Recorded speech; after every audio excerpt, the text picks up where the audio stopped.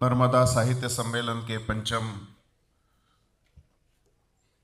अधिवेशन के अंतिम समापन सत्र में मंच पर उपस्थित पद्मश्री पंकज जोशी जी, पद्मश्री नारायण व्यास जी, डॉक्टर मिश्र जी, श्रीरंग जी, दिनेश जी और इस सभागार में उपस्थित सभी विद्वज्जन भाई और बहनों,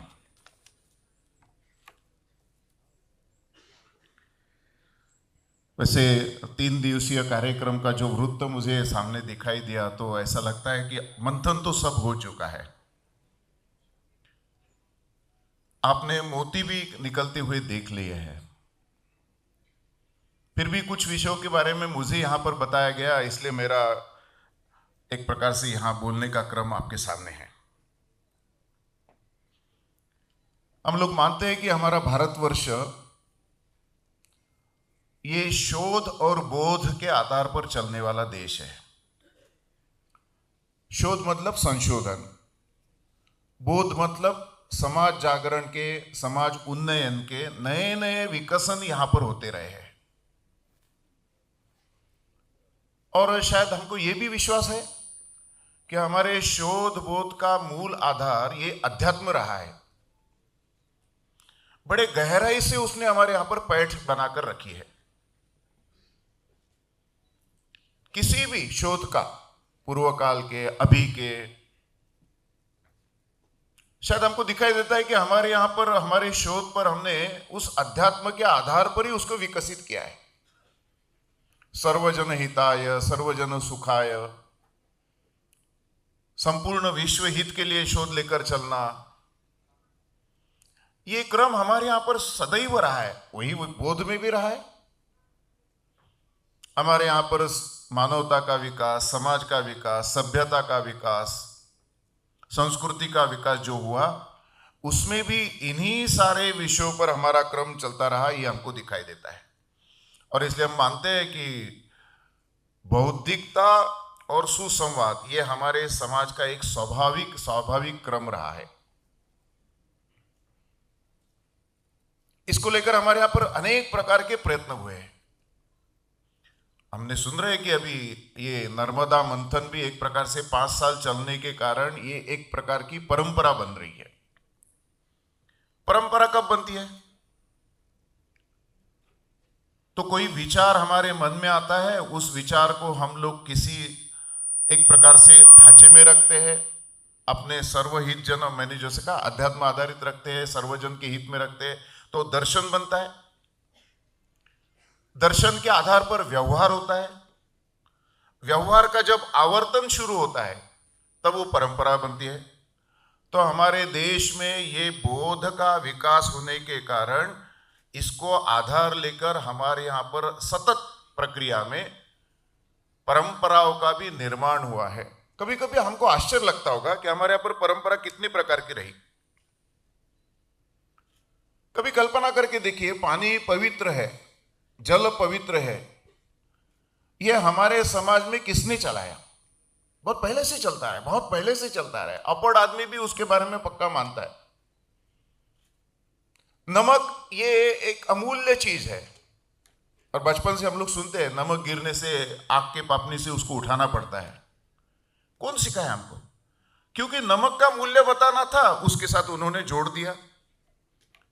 तो हमारे यहाँ पर समाज के इस प्रकार के विषयों को लेकर कुछ कथा कहानी, कुछ उसके साथ नियम बताना, उसको ऊंचे उठाने का प्रयत्न करना, ये सदैव रहा है। ये ध्यान में लेकर हमारे क्रम को हमको विकसित करते जाने का अभ्यास हुआ होगा, ऐसा मैं मानता हूं। कभी कभी हमको लगता होगा कि आजकल भी तो बहुत सारे पहले जैसे मंथन चलते थे। हम लोग जानते हैं कि हमारे शास्त्रों में इसका उल्लेख आता है। गार्गी और याज्ञवल्क्य का उल्लेख आता है, शंकराचार्य, मंडन मिश्र का उल्लेख आता है। उनका भी संवाद रहा, उनका भी एक प्रकार से मंथन चला, और बाद में उसमें से हमको कुछ चीजें मिली। यम का, नचिकेता का हमको उल्लेख है, प्रहलाद का भी हमारे यहाँ पर उल्लेख आता है।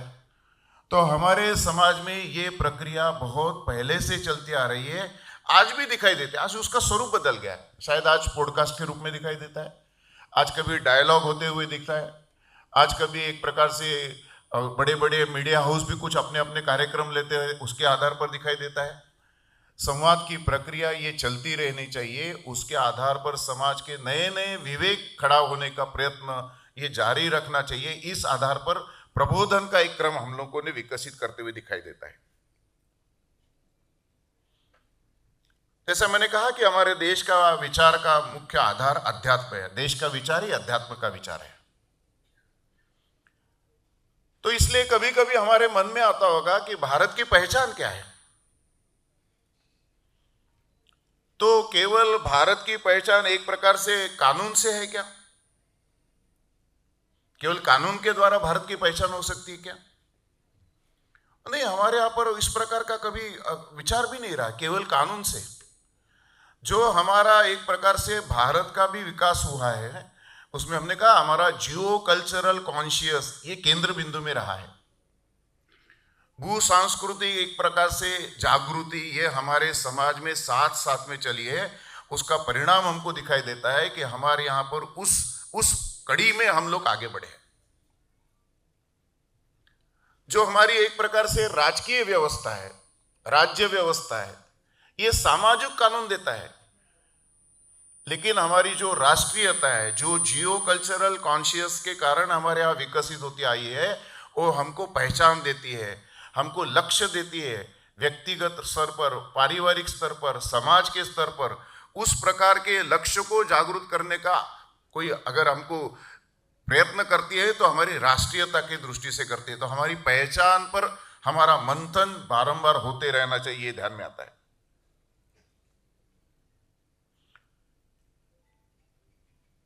कैसे होता होगा?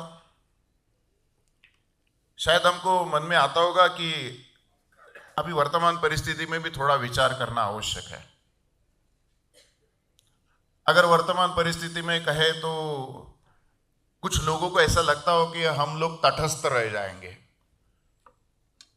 होता है, समाज में बड़ा वर्ग रहता है जो अपने आप को एक तटस्थ मानता है।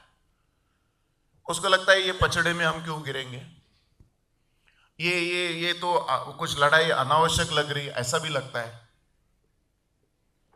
ऐसे समय में समाज में क्या जागरूक करना? शायद हमारे सामने उदाहरण है, महाभारत में हमको दो उदाहरण दिखते हैं। बलराम का उदाहरण है, श्री कृष्ण के भाई थे, अगर कह सकते तो उनके सामने भी तो युद्ध में आना था, लेकिन उन्होंने मना किया कि वो कहते कि नहीं, ये तो भाई भाई का झगड़ा है, मैं क्यों लड़ूंगा इसमें, निकल गए।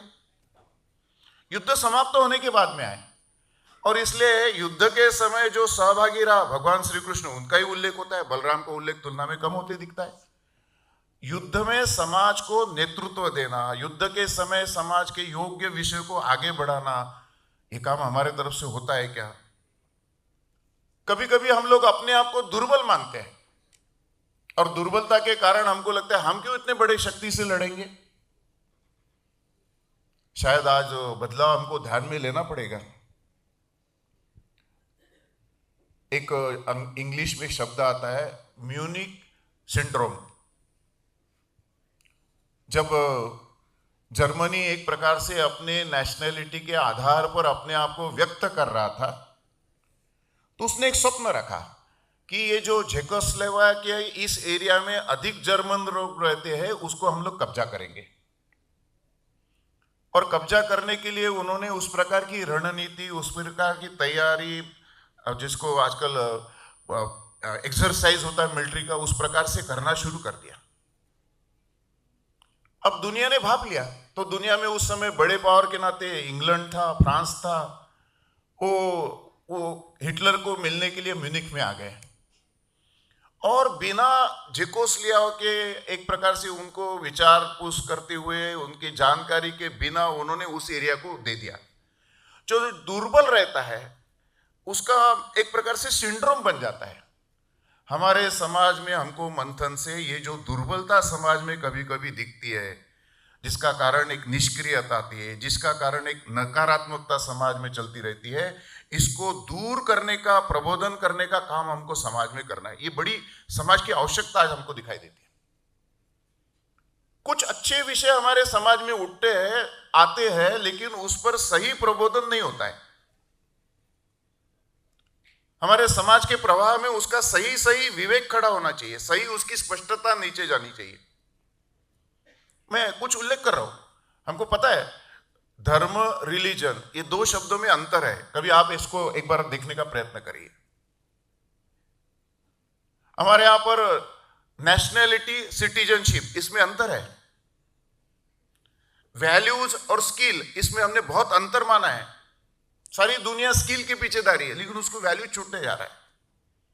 मॉडर्नाइजेशन, वेस्टर्नाइजेशन, अरे हम भी दुनिया के मॉडर्न थे, दुनिया में हमारे कपड़ा चलता था, दुनिया में हमारे ऑर्नामेंट जाते थे, दुनिया में हमारी फैशन चलती थी, हम जो निर्माण करेंगे वो जाता था। लेकिन आज अचानक ऐसा हो गया, सारा वेस्टर्न को हम अच्छा मान रहे। तो हमारे समाज को इस प्रकार के विषयों के साथ कैसे बचाना, कुछ द्वंद्व खड़े करते हैं हमारे समाज में। हमको पता दिखता है, कभी कभी द्वंद्व आते हैं। जैसे आजकल हमको एक फैशन हमारे देश में कभी कभी दिखाई देती है अनेक जगह पर, जहां कोई विकास होता है तो पर्यावरण वाले खड़े हो जाते हैं। तो हमारे सामने द्वंद्व आता है, पर्यावरण की विकास। हमारा दायित्व बनता है कि हमको समाज में सही चर्चा कर रहे हैं, सही चर्चा करवाना है। दोनों पक्ष समाज को एक प्रकार से मालूम होने दो, ताकि उनको विवेक के आधार पर उसका विचार निर्णय करने पड़े। मैं अरुणाचल में था, तो अरुणाचल में इसी प्रकार का एक प्रसंग आया, बड़ी चर्चा चली, डैम बनना है नहीं बनना है, डैम बनना है नहीं बनना है। आता है कभी कभी एक लहर ऐसी आ जाती। तो हम लोगों ने तय किया कि सरकार के प्रमुख चीफ इंजीनियर को बुलाकर कार्यकर्ता जो समान हमारे विचारधारा से जुड़े हुए लोग हैं, उनके सामने दोनों पक्ष रखेंगे। बाद में उनको तर्क देने के लिए सही रहेगा। जो ना कह रहा है उसको मालूम होना चाहिए मैं क्यों ना कह रहा हूं, जो हाँ कह रहा है उसको हाँ क्यों कह रहा है ये भी मालूम होना चाहिए। निर्णय जागरूक करने तक हमारे यहां पर कुछ द्वंद्व खड़े किए जाते हैं, उसके बारे में कुछ विचार हम लोग कर सकते हैं क्या? धीरे धीरे ऐसे अनेक विषय हमारे साथ है। आजकल देश में बहुत चर्चा चल रही है कुछ विषयों की, रिफ्यूजी या इल्लीगल माइग्रेंट। आप देखिए समाज में ऐसे विषयों के बारे में सही जानकारी नहीं है, सही ज्ञान भी नहीं है।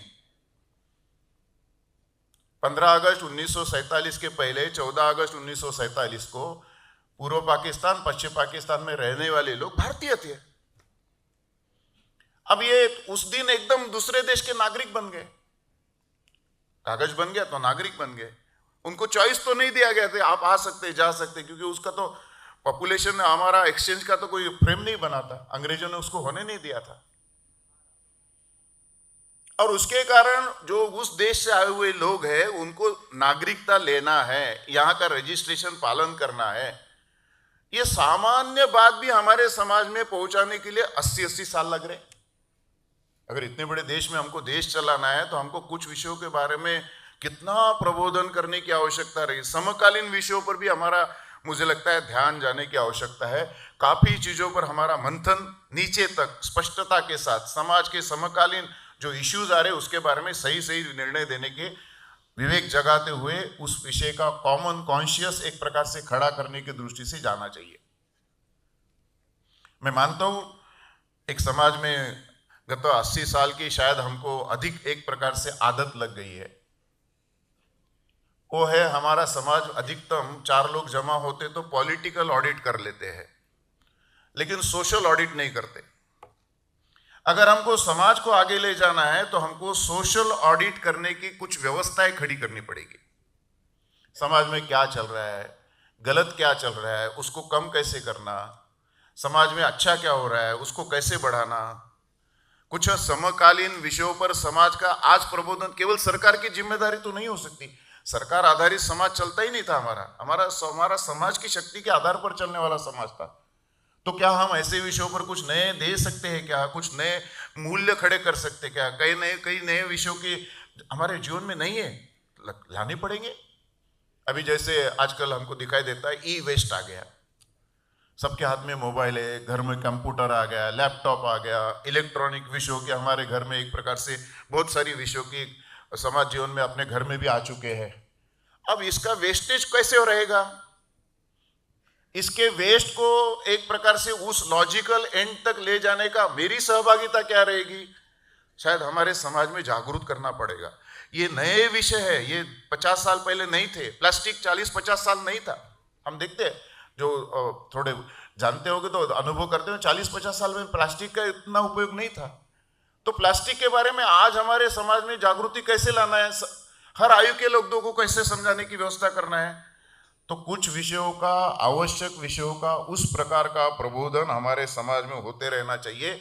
इस पर थोड़ा हमारा फोकस हो सकता है क्या, ये मेरे तरफ से एक आग्रह है। मैं देखा हूं कि हमारे यहाँ पर भारत उदय लिखा है साहित्य सम्मेलन की थीम में, और मैं मानता भी हूं कि भारत उदय हो रहा है।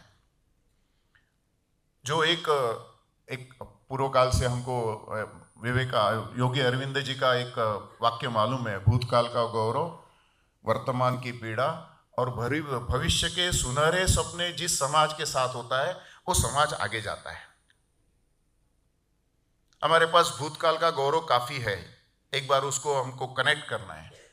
समाज के हर क्षेत्र में हमको हमारी व्यवस्थाएं तोड़ी गई, अंग्रेजों ने तोड़ी है। आक्रमण काल में हमारी व्यवस्थाएं अवरुद्ध हो गई है, उसको एक बार फिर से बाहर निकलना है। कॉलोनियल माइंडसेट को डीकॉलोनाइज करना, डीकॉलोनाइज को रिकल्चराइज करना, फिर से एक बार हमारा पूर्ण कहा था पहले अच्छा क्या बनता था उसको ढूंढ कर आगे लाने का प्रयत्न हमारे समाज में चल पड़ा है। तो शायद वो बहुत 80 साल में हमने अनुभव किया कि हमारे देश में काफी नई चीज खड़ी हो रही है, नए विषयों पर हमारा मंथन चल पड़ा है। बहुत गति से हमने अपने गुलामी के काल को भूलकर अपना एक देश खड़ा करने का प्रयत्न किया। वैश्विक भूमिका में जो हमारा पहले का हम सुनते थे, उसी भूमिका की तरफ हम गति से जाते हुए दिखाई देते हैं। तो क्या हमारे नए समाज में ये जो वैश्विक भूमिका का नया दालन खुल रहा है, नई चर्चाएं आ रही है, तो क्या हमारे नए पीढ़ी में कुछ विषयों के लोगों को इस प्रकार से जुड़ने की आवश्यकता लगती है क्या? प्रबोधन में एक नया विषय जुड़ गया है, वैश्विक भूमिका के प्रति समाज की जागृति कैसे लाना। शायद हमारे समाज में रहा होगा उस समय। हम लोग जानते हैं हमारे यहाँ से बहुत बड़ी मात्रा में लोग जाते थे, दुनिया का विश्व भ्रमण करने के लिए जाते थे, दुनिया का सांस्कृतिक आदान प्रदान के लिए जाते थे, आर्थिक आदान प्रदान करते थे, लेकिन उनका मेन इंप्रेशन, मेन कनेक्ट तो कल्चर ही रहता था। आर्थिक तो ऊपर ऊपर दिखने वाला व्यवहार है। तो क्या हमारे समाज में इस प्रकार की भूमिका के नए विषयों को लेकर चलने का हम लोग विकसन कर सकते हैं क्या? आज की आवश्यकता है। शायद हम देख रहे हैं कि हमारा दायित्व भी बदलते रहा है, भारत का दायित्व बदलता हुआ दिखता है। पहले जैसे हम लोग अनुभव करते थे ना, राक्षस वगैरह रहते थे, वो किसी को भी उठाकर ले जाते थे, जेल में डालते थे, वैसे आज दुनिया में चल रहा है। हमारे पेपर टीवी में देखकर हमको समझ में आ गया क्या चल रहा है। एक राक्षसी प्रवृत्ति का एक प्रकार से दबाव समाज में आ रहा है। सारी दुनिया दो विषयों के कारण एक प्रकार से त्रस्त है। एक है सभ्यता का संघर्ष शुरू कर दिया उन्होंने, सिविलाइजेशनल कॉन्फ्लिक्ट एक प्रकार से उन्होंने बड़े एक्सट्रीम पर ले जा रहे हैं, और इसके लिए उनके जो भी हथकंडे वो उपयोग करने की दृष्टि से दिखते हैं। हमारे अड़ोस पड़ोस में देश में हमने देखा, नेपाल, म्यांमार, बांग्लादेश, श्रीलंका, ईरान में क्या हो रहा है हम देख रहे। तो ये जो शक्तियां है, राक्षसी शक्तियां, ये समाज को भिड़ाती है, समाज को समाप्त करती है, उनकी पहचान समाप्त करने के लिए लगे रहते हैं। आदमी मारना ये उनके लिए कोई बड़ी बात नहीं है। और दूसरा एक प्रकार उन्होंने खड़ा किया है, जिसका नया स्वरूप हम लोग देख रहे हैं आजकल, उसको ग्लोबलाइजेशन के नाम पर बहुत एक प्रकार से आगे बढ़ाने की चेष्टा करते हुए दिखते हैं, वो है कंज्यूमरिज्म। बड़ी एक प्रकार से आक्रमण की ताकत, उसके द्वारा आर्थिक आक्रमण की ताकत, पूरी संप्रभुता अपने हाथ में लेने की ताकत, आर्थिक विषयों के द्वारा हलचल चल रही है। हम देख रहे हैं टेरिफ वॉर तो केवल कहने के लिए है, मूल तो विषय दूसरे हैं उनके। उनको ध्यान में आता है केवल भारत हमारे विश्व मिशन में अवरोध है, केवल भारत ही ऐसा है कि जो हमको हाँ नहीं कह रहा है, बाकी दुनिया को तो हम हाँ कहने के लायक ले लेंगे। शायद हमारी भूमिका एक अलग प्रकार की वैश्विक भूमिका का एक नया क्रम शुरू हो गया है। शायद पूर्व के लोगों ने हमको केवल उल्लेख किया था कि हमारा देश बहुत गति से आगे आएगा, वो ट्रांसफॉर्मेशन का पीरियड, वो एक संधि काल हमारे समाज में हम अनुभव करते देख रहे हैं। तो शायद इसका भी प्रबोधन आने वाले दिनों में हमको बड़े सघनता के साथ, बड़े लंबे क्रम के साथ, बड़े जागरूकता के साथ आजकल हम अनुभव करते हैं। आपने यहाँ पर भी सत्र लिया है जियोपॉलिटिक्स का, मेरा भी अनुभव है। जब कभी यूथ लोगों के साथ बैठक होती है तो जियो पॉलिटिक्स से जुड़े हुए 2-4 प्रश्न जरूर आते हैं, क्योंकि वो सर्च कर रहे हैं, उनके मन में कोई उत्सुकता जग रही है, उनके मन में उसके साथ भारत का कंपेयर करने का कुछ ना कुछ विषय चल रहा है। तो आने वाले दिनों में ऐसे नए नए विषयों पर हम लोग आगे जा सकते हैं क्या? एक नया आंदोलन भारत के वैश्विक भूमिका के बारे में समाज के बड़े बड़े वर्गों को एक लेवल पर अलग अलग वर्गों के लिए अलग अलग प्रकार का जाना, जिसको आर्थिक समृद्धि लाना है उसको आर्थिक समृद्धि और वैश्विकता, जिसको सांस्कृतिक कल्चरल कनेक्ट करना है उसको कल्चरल कनेक्ट और वैश्विकता, जिसको और कोई एकेडमिक काम करना है, ऐसे विषयों पर हम लोग ले जाने का प्रयत्न कर सकते हैं क्या? तो हमारे प्रबोधन में नए विषयों के साथ, क्योंकि हमारे पास बहुत सॉफ्ट पावर है, दुनिया मानती है कि भारत की सॉफ्ट पावर श्रेष्ठ पावर है, और उस सॉफ्ट पावर को हमने अभी तक यूज नहीं किया है, उसका उल्लेख करते रहे हैं। स्वामी विवेकानंद, योगी अरविंद से लेकर अनेक लोगों ने उसका उल्लेख किया है। शायद ये सही समय है उसको दुनिया के सामने सही एक प्रकार से रिफॉर्म करके, रिफाइन करके, समाज को जैसे प्रकार से चाहिए उस प्रकार से सामने लाने का क्रम हमारा दायित्व बनता है। ये बड़ा दायित्व यहाँ बैठे हुए पीढ़ी को मैं अपेक्षित करूंगा कि हम सब लोग मिलकर उसको आगे बढ़े। कुछ हमारी कमियां भी चल रही है, मैं उसको मानता हूँ, कमियां ही मानता हूँ। 80 साल के प्रवास में हमारे यहाँ अभी भी कुछ न्यूनताएं चली है, अभी भी अन्यायग्रस्त बहुत क्षेत्र है, समाज में भी अन्याय के नए नए पराकाष्ठा हमको दिखाई देते हैं। मातृशक्ति का सम्मान अभी भी हमारा केवल चर्चा का विषय रहता है। हमारे समाज में जो अंतिम सीढ़ी पर खड़ा है उसके पास अनेक सुविधाएं नहीं पहुंच रही है, उसके लिए केवल सरकार जिम्मेदार नहीं, हम सब लोग मिलकर उसकी आवाज उठा सकते हैं। जब तक समाज का अंतिम व्यक्ति भारत के उत्थान के साथ, भारत के उदय के साथ उसकी सहभागिता, उसकी एक प्रकार से कुछ ना कुछ उसका सहभाग, उसके साथ उसका जुड़ाव जब तक नहीं होगा तब तक भारत, ये कल्पना आ रही है, बड़े लोग बोलना शुरू कर दिया है, हम तीसरी इकोनॉमी की तरफ जा रहे हैं, कुछ ही 2-4 साल में हम तीसरी इकोनॉमी हो जाएंगे। लेकिन ऐसे होते समय हमारे अंतिम व्यक्ति के जीवन का स्तर बदलना चाहिए, उसके जीवन में बदलाव आना चाहिए, उसको लगना चाहिए मैं ये कर रहा हूं तो देश आगे जा रहा है। क्या इसके ऐसे नए नए विषयों के जो परिस्थिति के साथ जुड़े हुए विषय है, ऐसे विषयों के बारे में हम कुछ नए प्रयत्न कर सकते हैं क्या? मुझे लगता है प्रबोधन में ये समाज के नए नए विषयों के जागृति, वैश्विक भूमिका के नए एक प्रकार से डायनामिक्स के साथ लिखना, पढ़ना, बोलना, उसके आधार पर कुछ चर्चाएं चलाना, उसके आधार पर अपने सोशल मीडिया में उसी प्रकार का बारंबार कंटेंट देने का प्रयत्न करना, ये छोटी सी बात भी करने से एक सर्कल बढ़ता है। कर रहे लोग, मुझे मालूम है बहुत लोग करते भी होंगे। मुझे लगता है ये एक समय है भारत के उदय का, उस उदय के समय में हमारा मंथन जारी रहो। हम अच्छी बातें दुनिया से सीखना चाहते हैं, आज भी सीख रहे हैं, पहले भी सीखते थे। हम दुनिया को अच्छी चीज देने के लिए अपने आप को सक्षम करना चाहते हैं। इस नाते से नर्मदा साहित्य मंथन ने एक बड़ा उपक्रम हमारे सामने लाने का प्रयत्न किया है। 3 दिवसीय व्याख्यान के जो विषय मैंने देखे, उसको देखकर मेरा विश्वास हो गया है कि हम सब मिलकर आने वाले दिनों में भारत की एक विशेष भूमिका के नाते उस प्रकार का भारत खड़ा करने की दृष्टि से हम सब लोग मिलकर मनोयोग से उसके साथ जुड़े। यही प्रार्थना आपके साथ करते हुए मेरा कथन में यहाँ समाप्त करूँ।